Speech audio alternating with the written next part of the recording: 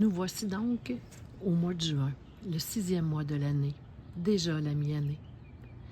Aujourd'hui, je vous propose, dans une température de nuages, de soleil, de vent, de pluie, à vous faire la lecture du mois 6. Vous faire la lecture aussi du mois 6 dans une année 9. Vous le savez, la 2025, on est dans une année universelle 9.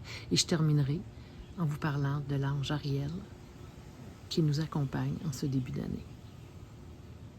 On dit du mois de juin, ce 6e mois de l'année, qui nous amène doucement au cœur de l'essentiel, à l'intérieur, à la maison de nos liens les plus sacrés. Le mois 6, en numérologie, c'est le mois du cœur, de la famille, de la guérison, mais aussi de l'engagement.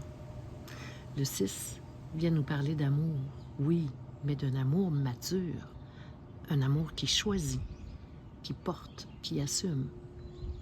Ce n'est pas l'amour flottant, romantique ou conditionnel, c'est un amour qui s'ancre dans le réel, qui s'exprime dans les gestes, dans les décisions, dans les actes de soins, les responsabilités assumées. Il nous murmure, aime sincèrement, engage-toi pleinement, nourris ce qui a du sens. Juin nous invite à nous positionner dans nos relations, dans nos rôles de parents, d'amis, d'alliés, de thérapeutes, de créateurs, mais aussi dans notre engagement envers nous-mêmes. Suis-je fidèle à mon cœur, à mes valeurs, à ce qui me fait vibrer? Mais cette année, ce mois 6, résonne dans une année universelle 9 et ça change tout. Le 9, c'est la fin d'un cycle, vous le savez. C'est l'heure du bilan, du détachement, du pardon, de la transmutation. Alors que le 6, lui, c'est l'engagement.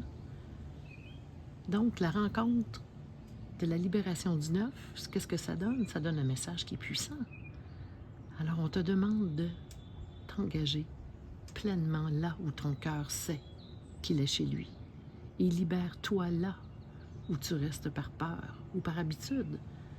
Car ce mois t'invite à choisir les relations qui t'élèvent, à dire adieu à celles qui t'alourdissent.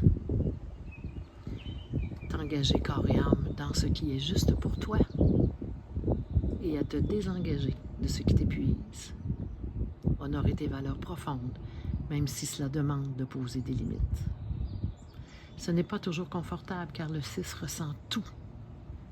Il veut tout réparer et il veut que tout le monde soit bien. Mais dans une année 9, on apprend que parfois, le plus grand acte d'amour, c'est de partir ou de rester, mais